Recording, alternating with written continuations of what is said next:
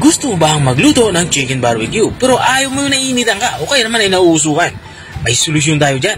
Tara, samahan mo ako dahil magluluto tayo ng chicken barbecue sa kawali. Simulan natin ang ating pagluluto. Mayroon nga tayo dito chicken leg quarter. Ang ginawa ko lang dito ay hiniwa ko lang ito ng malalim. Ginagawa natin ito para madaling manuot ang mga pampalasang ilalagay natin. Ang unang ilalagay ko nga itong ating toyo. Mga kalahating cup nga ng toyo ang ilalagay natin dito. Matapos natin ilagay yung toyo, inilalagyan ko na din ito ng oyster sauce. Makakatulong yung oyster sauce para mas maging malinamnam ating lulutuin yung ulam. Naglagay na din ako dito ng calamansi juice. Mayroon din tayo dito giniling na bawang, saka black pepper o papitang durog.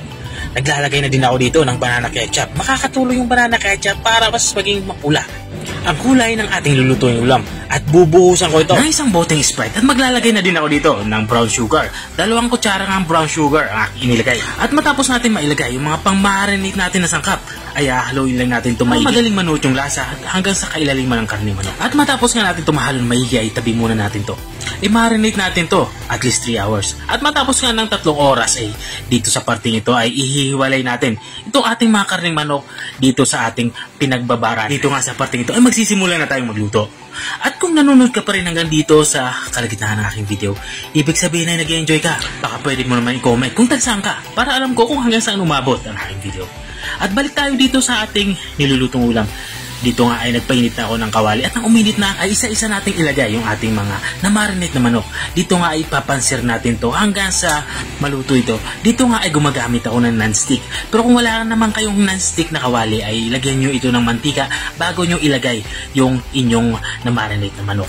At dito nga sa parting ito ay binabaliktad ko ito. Ang pagluluto nga ng ganitong ulam ay sagana sa paghahalo o pagbabali-baliktad para hindi masunog. Masusunog kasi ito kung hahayaan nyo lang. At matapos ko nga mabaliktad lahat ng ating nilulutong ulam, ay ilalagay ko na yung ating reserve na marinade. Ito yung pinagbabara natin. At matapos kong mailagay yung ating reserve na marinade, ay tatakpan natin to hanggang sa kumulo. At habang nga tayo ay nagpapatuloy sa ating pagluluto, gusto ko lang i-shoutout ang mga masusugid nating taga-subaybay. Big shoutout nga kay Sir Jamie Mateo ng Davao City. Shoutout din kay Ma'am Cheryl Cuento ng Mendez Cavite. At shoutout din kay Sir Fems Cueto ng Santo Tomas, Batangas. At maraming salamat sa walang sawang panunood at pagsubaybay dito sa aking channel. At balik nga tayo dito sa ating nilulutong ulam. Dito nga sa parting ito ay halos naiga na yung sabaw at nagiging mantika na yung ating sabaw. Kapag ganito na itsura niya ay unti-unti na natin itong iprito sa sarilyang mantika at tulad ng nakikita nyo.